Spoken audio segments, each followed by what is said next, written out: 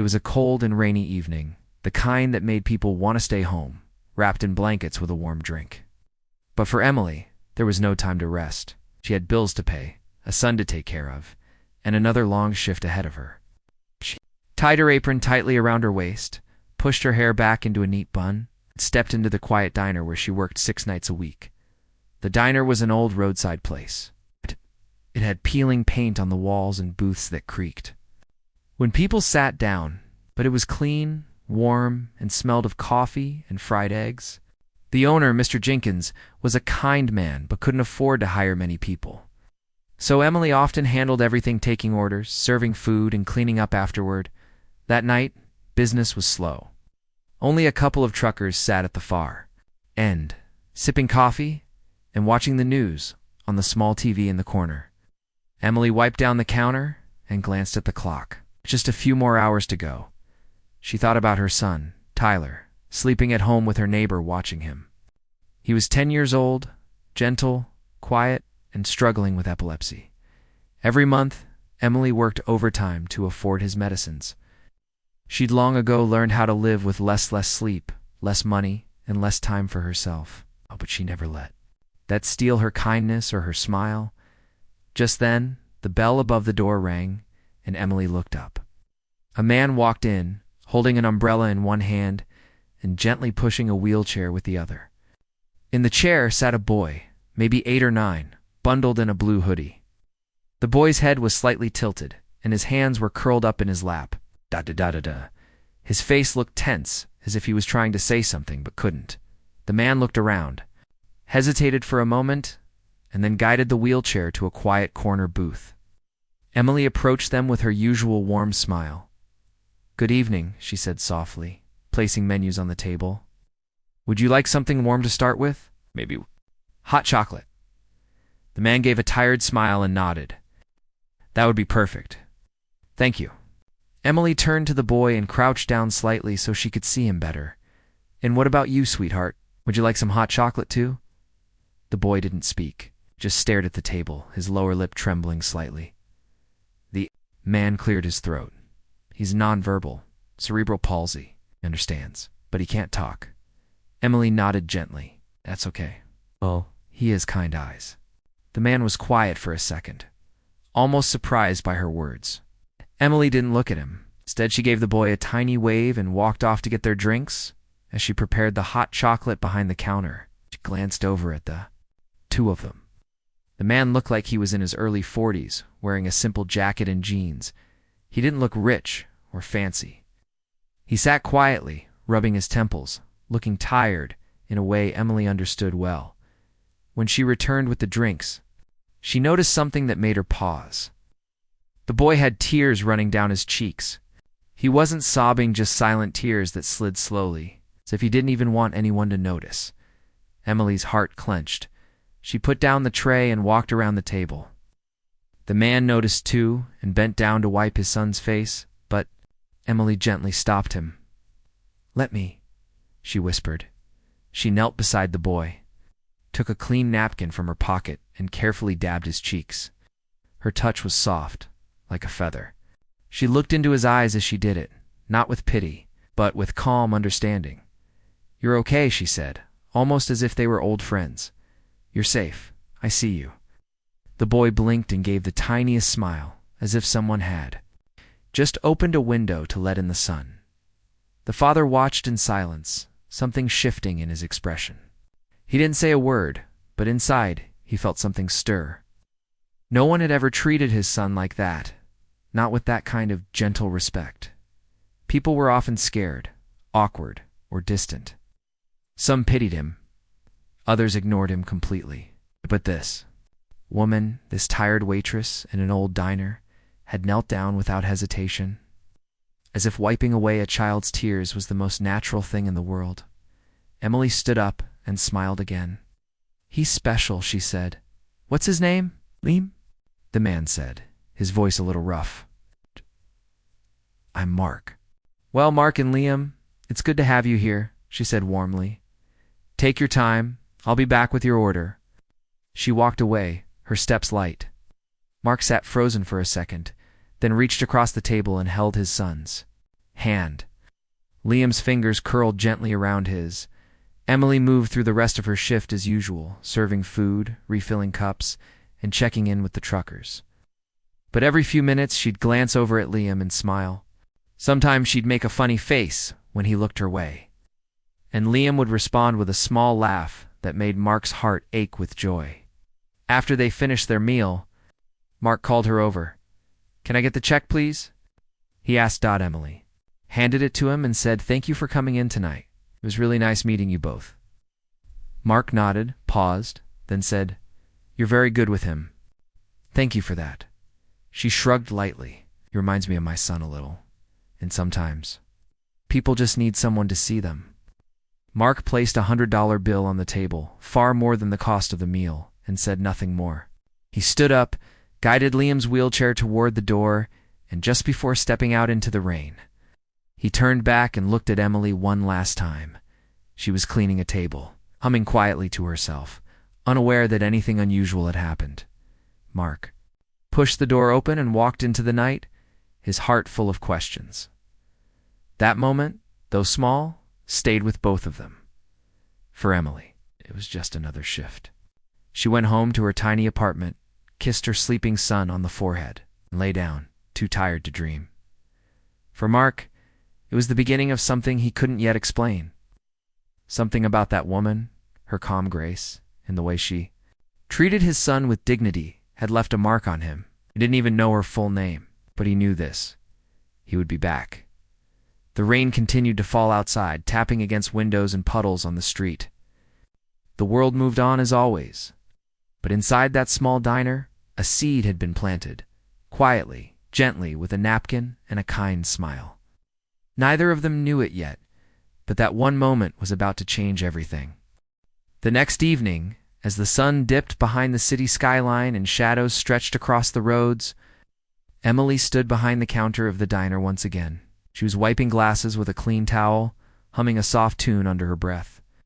Her shift had just started, and she already felt the weight of the day pressing on her shoulders. But like always, she carried herself with calmness and a gentle smile. Just after 8 o'clock, the bell above the diner door rang. Emily turned her head quickly, curious as always about who might come in. When she saw the man from the night before pushing the same wheelchair into the diner, she smiled instantly. It was Mark and his son Liam. She didn't expect them to return. Not so soon, at least. Many people passed through that diner once and never came back. But here they were again, and that made her heart feel a little lighter. "Welcome back," she said, walking over to them. "I saved your favorite booth." Mark chuckled softly. He remembered. Emily smiled and leaned down to speak to Liam. "Hi there, buddy. It's nice to see you again." Liam's eyes sparkled a little as he looked at her. Didn't smile fully, but his lips curled slightly, and that was enough for Emily. As they settled into the booth, Mark placed a gentle hand on Liam's shoulder. "He was quiet all day yesterday, but after we got home last night, he seemed peaceful. Even slept through the night. That's rare for him." Emily's eyes softened. "That makes me happy. Sometimes it just takes one person to remind us that we're not invisible." She took their order again, remembering what they liked, and disappeared into the kitchen. Mark sat quietly watching his son. The way Liam looked around the diner, the way his eyes followed Emily. It was clear something about this place brought him comfort. Mark had been through dozens of hospitals, clinics, therapy centers, and care homes. He had met countless professionals who were trained to help children like Liam, but never had he seen anyone connect with his son the way this tired waitress did with no effort. No fear, just kindness. Over the next few days, something strange, but beautiful began to happen. Mark and Liam kept coming back. At first, it was every other day, then every evening. Emily never asked why. She welcomed them with the same warmth each time, as if they were old friends visiting after a long journey. Emily started to learn little things about Liam, how he liked his pancakes cut into small pieces, how he blinked twice when he wanted more juice, how a soft song made his fingers tap ever so gently. She didn't see him as disabled or difficult. She saw him as a boy who wanted to be understood.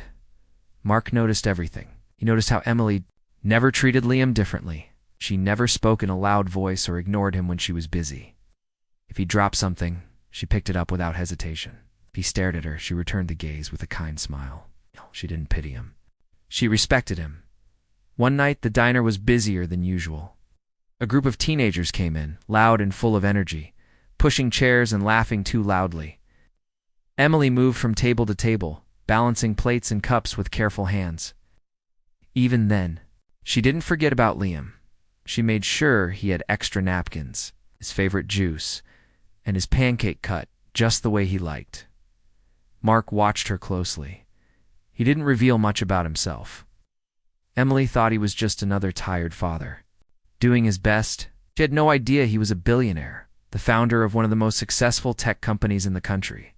He wore simple clothes, never carried expensive items, and drove an old SUV that didn't stand out.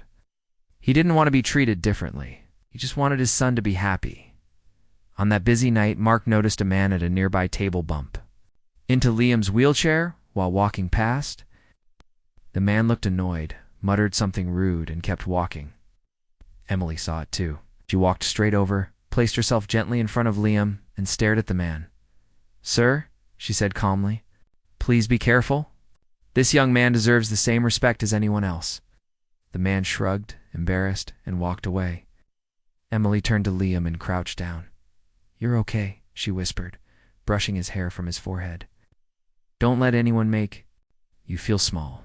Mark's throat tightened. He'd spent years fighting for his son, fighting for care, for inclusion, for dignity. And here was this woman, doing it without being asked, without applause. As the days turned into weeks, Mark began testing her in small ways. He would accidentally spill a drink to see how she reacted. He would place a tricky order and watch how she handled pressure. He noticed that even when the diner was at its busiest, Emily remained calm, kind, and attentive to everyone. He also began learning more about her life. Sometimes she talked about her son Tyler. She spoke of him with love and pride. He was a smart boy, good at drawing, but he got tired easily because of his epilepsy. She mentioned doctor visits, missed school days, and expensive medicines. Mark listened, saying very little, but remembering every detail. Emily never complained. She never talked about how tired she was or how little sleep she got. She smiled through pain. She carried trays while hiding tears. She helped strangers while no one helped her. She gave so much and asked for nothing. One night, after the diner had closed and the last customer had left, Mark waited until Emily finished wiping the counters. He walked up to her, Liam by his side, and said something simple. "Do you ever wish for a different life?" Emily looked at him, surprised by the question. She thought for a moment, then said, "Sometimes. But I wouldn't trade my son for anything in the world. Nice. He's the reason I keep going." Mark nodded slowly. "You're stronger than you know." Emily chuckled, tired but still smiling. "Maybe, or maybe I just don't have a choice." That night, Mark went home and sat in his study, staring out the window. He couldn't stop thinking about her, not in a romantic way, but in a way that made him feel responsible. He had all the money in the world, but he couldn't give Liam the peace and happiness that Emily gave with just her presence. She had a gift, and she was wasting it cleaning tables. He opened his laptop and searched her name, using the receipt from the diner where she'd signed her first name. It took some digging, but he found her full name, and with it, her history. She had once been a top nursing student, bright, compassionate, with high recommendations. But she had dropped out suddenly. Records showed unpaid tuition, a medical leave, and then nothing. He read about her mother's illness, the bills she'd left behind, and how Emily had taken it all on herself. Mark closed the laptop and sat in silence. She wasn't just good-hearted. She was someone who had sacrificed everything for the people she loved. She could have been a nurse, a specialist, even a doctor. But life had cornered her. He knew then that Emily was more than a waitress. She was a warrior in disguise. The next day, he brought a small sketch pad and gave it to Liam while they waited for their food. Emily noticed and smiled. "That's nice," she said. "Does he like to draw?" "He does now," Mark replied. "He's been happier lately. Calmer. I think it's because of this place." Emily leaned over the booth and looked at Liam. "Well, I'm glad you feel safe here, sweetheart. Liam's fingers began to move across the sketch pad. The drawing was rough, but clear: a woman with her hair in a bun, wearing an apron, standing next to a boy in a wheelchair. Emily stared at it and felt a lump rise in her throat. That's me, isn't it? She asked. Liam blinked and gave a tiny smile. Mark looked at his son and then at Emily. He doesn't draw people, only trees and houses, but he drew you. Emily couldn't find the words. She simply nodded and smiled. Mark knew then that the time was coming to make a decision. He had watched her long enough, had tested her kindness, her strength, her patience, and she had passed every silent test with quiet grace. He didn't just want to help her, he wanted her to become something more. What she didn't know was that Mark had been searching for a director for his new foundation at a place that would support single parents of special needs children. He had interviewed professionals, reviewed resumes, even spoken with top charity leaders. None of them felt right.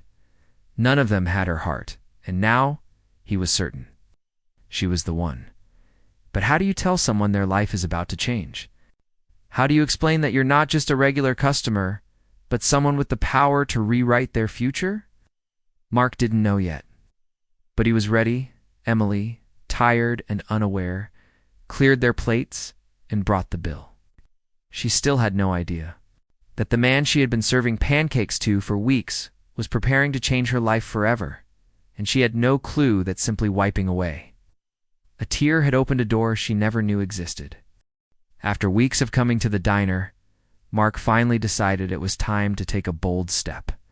He had seen Emily's kindness and strength. He had learned about her struggles, her sacrifices, and her love for her son Tyler. It was clear to him that Emily was not just any waitress, she was someone special, someone with a heart bigger than most people he had ever met. And he wanted to give her a chance to live a better life. One quiet afternoon, after the diner had closed for a short break, Mark asked Emily if she could talk for a moment.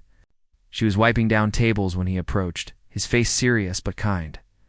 Emily, I want to talk to you about something important. Emily paused, wiping her hands on her apron, curious and a little nervous. Oh. At Mark and saw something in his eyes she had never seen before, a mix of hope and determination. I've been thinking a lot about you and your son, Mark continued. I know life has been very hard for you both, and I want to help. Emily blinked, unsure how to respond. Help? From a stranger? Was used to handling everything on her own. Mark smiled gently. I own a foundation. It helps families with children who have special needs like your son. We're starting a new program to support single parents like you who work so hard and still struggle to get by. Emily's heart started pounding. She never imagined someone like Mark would know about her struggles, let alone want. To help her, I want you to run it, Mark said simply. Emily stared at him in disbelief. Run it? But I'm just a waitress. I don't have experience in managing programs or foundations.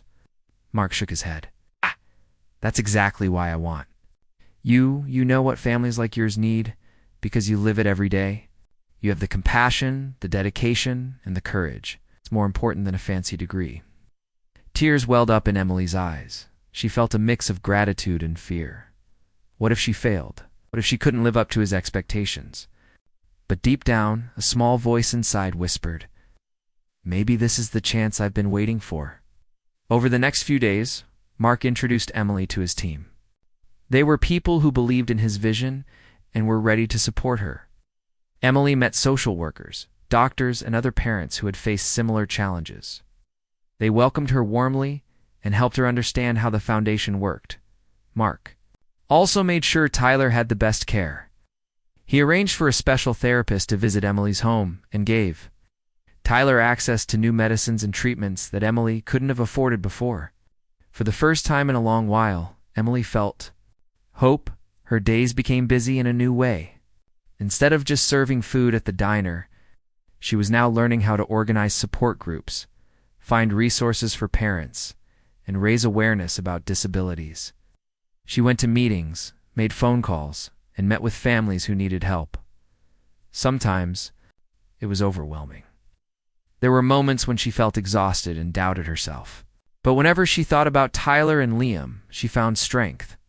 Mark remained a steady presence in her life. He never treated her like a charity case. Instead, he treated her as a partner. They talked about their dreams for their sons and how they could make the world a kinder place. One afternoon, Emily invited Mark to visit her small apartment. It was simple, filled with toys and drawings from Tyler and a few photos of her family. She cooked a modest meal. They sat together sharing stories about their lives. Mark learned about Emily's mother, who had passed away, leaving behind medical bills and a mountain of debt. Emily had dropped out of nursing school to take care of Tyler and support her family. She had worked countless jobs, never complaining, always fighting for a better future. Mark was moved. He realized how much Emily had given up and how much she still had to give. As months passed, the Foundation's program grew stronger under Emily's care.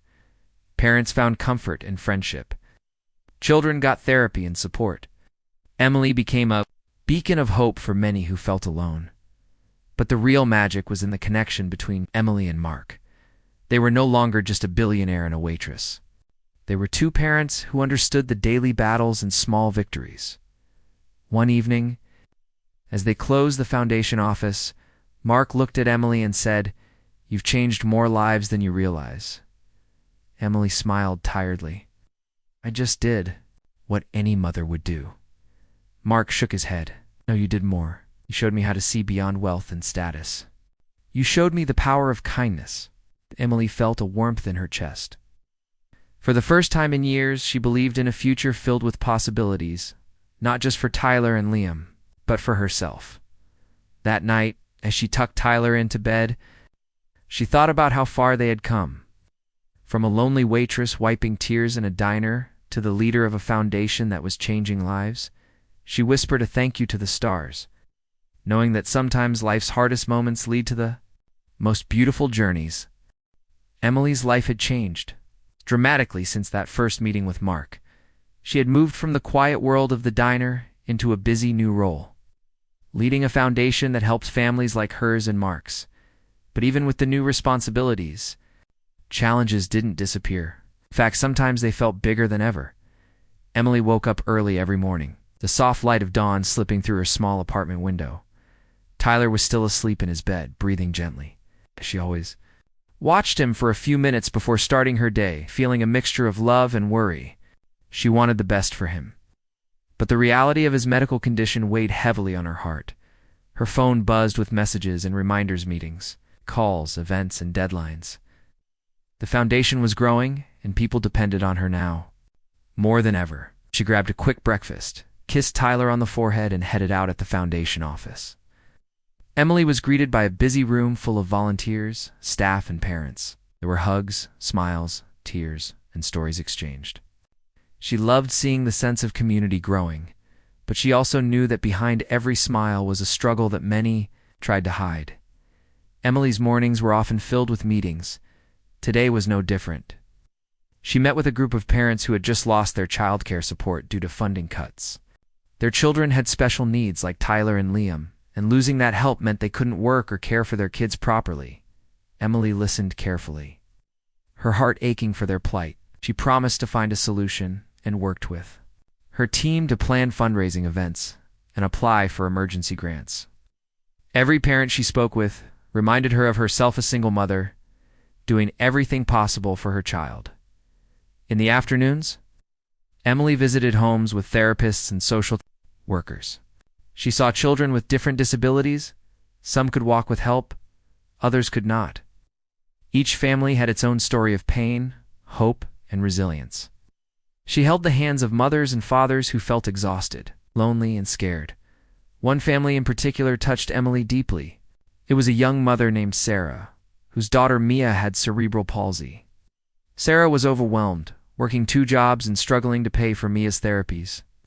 Emily spent hours talking to her, helping her navigate the confusing world of healthcare and social support. That evening, Emily returned home, tired but determined. She prepared dinner for Tyler and sat beside him, reading his favorite storybook. Tyler smiled at her, his eyes shining with trust and love. She realized that, no matter how busy her life got, moments like this were the true meaning of everything she did. But it wasn't easy. Sometimes Emily felt pulled in too many directions. The foundation needed more funds, more staff, and more attention. There were days when she wondered if she was doing enough. Mark noticed her exhaustion. One afternoon, after a long meeting, he invited Emily to take a break with him in the foundation's garden, a small, peaceful space with blooming flowers and soft benches. It was a quiet place in the busy city, meant for reflection and rest. Sitting there together, Mark said, "Emily, you're doing incredible work, but you can't carry this alone."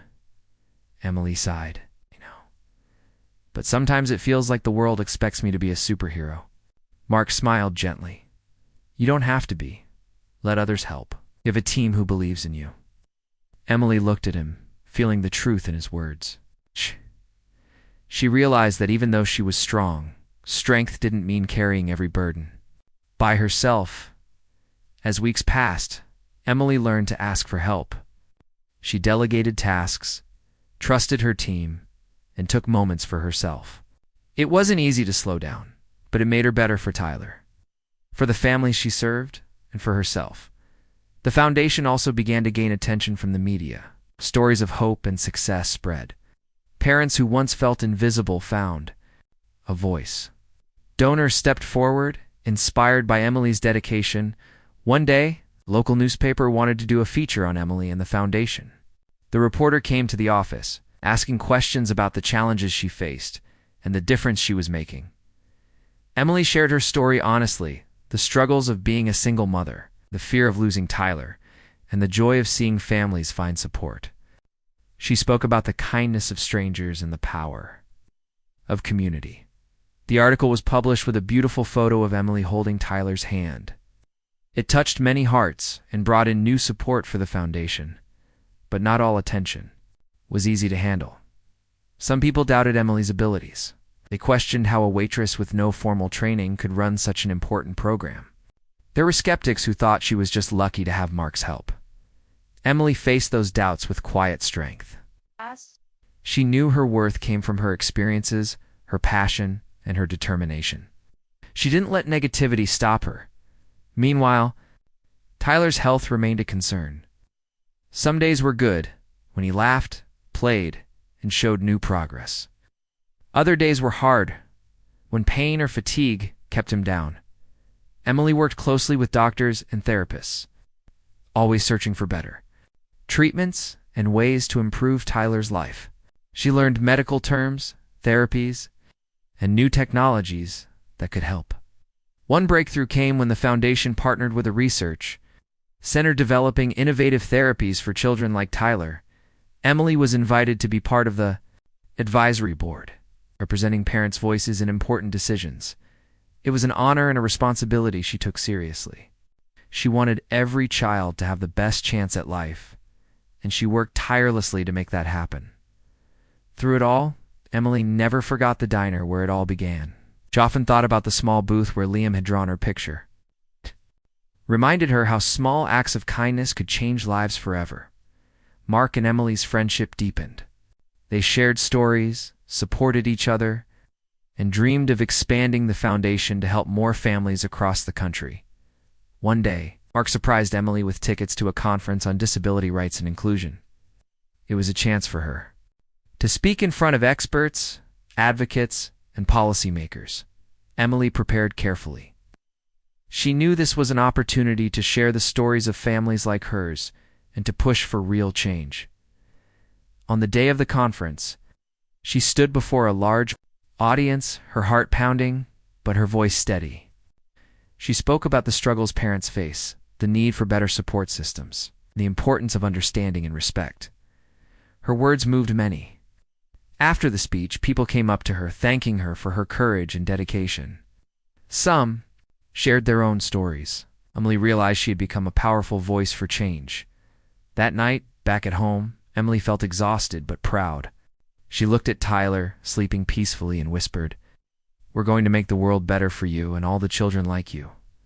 Life was not perfect. There were still struggles ahead. But Emily knew she was not alone. With the foundation, with Mark's support, and with the community she had built, she was ready to face whatever came next. She had started as a waitress, wiping away tears. And now, she was wiping away barriers, opening doors, and changing lives.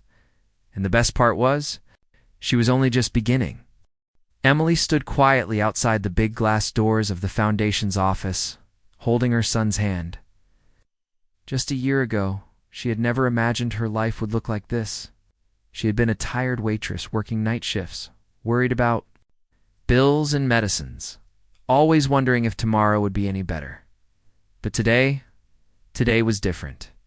Her son, Ethan, looked up at her with a smile that reminded her of everything they had been through and everything they had overcome. The journey had not been easy. When Mark first offered her the chance to run the foundation, Emily had been unsure. She had never led anything before. She was just a waitress, after all. Who was she to take charge of something so big and important? But Mark had looked at her with such calm confidence and said, "You've already been leading with your heart. That's what this place needs."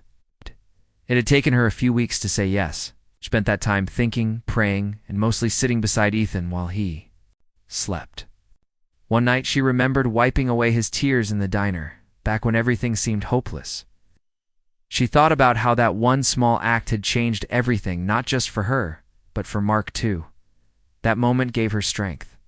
She called Mark the next morning and said, "I'm ready." Mark had kept his promise. He had given her full support money, staff, training, everything. But more than that, he gave her something even more valuable: belief. He believed in her when she didn't believe in herself. He reminded her that the best leaders are the ones who understand pain, who've lived through it, and still choose kindness. With his help, Emily enrolled back in nursing school. She studied hard during the day and worked at the foundation office in the evenings. She hired social workers, met with struggling parents, and organized programs for children with disabilities. The foundation didn't just give out money, it gave out hope. Parents came in broken, tired, and afraid. They left with plans, medicine, therapy, and most importantly, someone who listened. Emily knew how to listen.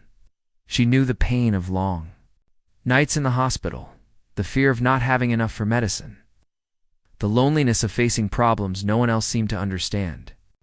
When a mother cried in her office, Emily held her hand. When a father felt ashamed for asking for help, she told him stories from her own life. She didn't speak from a place of power, she spoke from experience. That's what made the foundation different. That's what made it hers. Mark stayed by her side, quietly supporting her. He didn't speak much in public events, but he always made sure she had what she needed. He became like a father figure, offering advice, encouragement, and gentle reminders to take care of herself too. His own son Liam began to grow close to Ethan. The two boys became best friends, often seen laughing together in the playroom of the foundation building. Watching them play reminded Emily and Mark that their broken pieces had somehow come together to build something beautiful. Months passed, and word spread about the foundation. More families came. Doctors volunteered. Donations increased. Emily was no longer just the waitress from the diner. She was now a leader, a healer, a helper, but she never changed. She still packed Ethan's lunch in the morning with a silly note. She still took the bus sometimes, just to remember the old days. And every time she saw a waitress cleaning a table or smiling through exhaustion, she tipped big because she knew that kindness matters, especially when no one's watching. Finally, the day came for the foundation's first annual gala. It was a big event, filled with donors, families, doctors, and guests. Emily stood backstage in a simple but elegant dress, holding her speech in trembling hands. She looked out at the crowd and saw familiar faces, some smiling, some wiping tears, all waiting for her. In the front row, Mark sat beside Liam, and next to him, Ethan grinned proudly. Giving her a thumbs dash up, Emily stepped onto the stage slowly. The lights were bright, and for a moment, she felt like she couldn't breathe. But then she remembered who she was speaking to. These were her people, families like hers. Children like Ethan, parents like Mark. She didn't need to impress anyone, she just needed to speak from the heart. She took a deep breath and began. A year ago, I was working the night shift at a small diner. I didn't know if I could pay rent. My son was sick and I was scared, but I kept smiling. I kept hoping. I kept believing that maybe, just maybe, kindness would come back to me one day. The room went silent. Then one night, a man walked in with his son. And I wiped that little boy's tears not because I expected anything in return, but because I saw my own son in his eyes. That small moment changed everything. She paused, her voice trembling slightly. Today we've helped over 300 families. We've given them therapy, medicine, shelter, school supplies, and a safe space. But more than that, we've given them dignity. We've shown them they are not alone. The crowd began to clap softly at first, then louder. Emily smiled and looked at Ethan, who was now standing, clapping with pride. This foundation isn't about me. It's about every mother who wakes up tired but keeps going, every father who cries in silence, every child who needs someone to wipe their tears. This is for them. By the time she finished, there wasn't a dry eye in the room. After the speech, people lined up to thank her, hug her, share their own stories. But the moment that mattered most came quietly. Mark walked up to her, his eyes soft and full of pride. He didn't say much. He never did. He simply whispered, "You've changed more lives than you'll ever know." Emily looked at him, and for the first time she truly believed it. That night, she and Ethan walked home together under the stars. He held her hand and said, "Mom, I'm proud of you." She smiled, tears in her eyes. "I'm proud of you too, sweetheart. We did this together." Deep in her heart, she knew the truth. One small act of kindness in a lonely diner had started a ripple that became a wave. That wave had lifted her up hand now. It was lifting others too. The waitress who once wiped away a child's tears was now wiping away the pain of hundreds of families, and she was just getting started.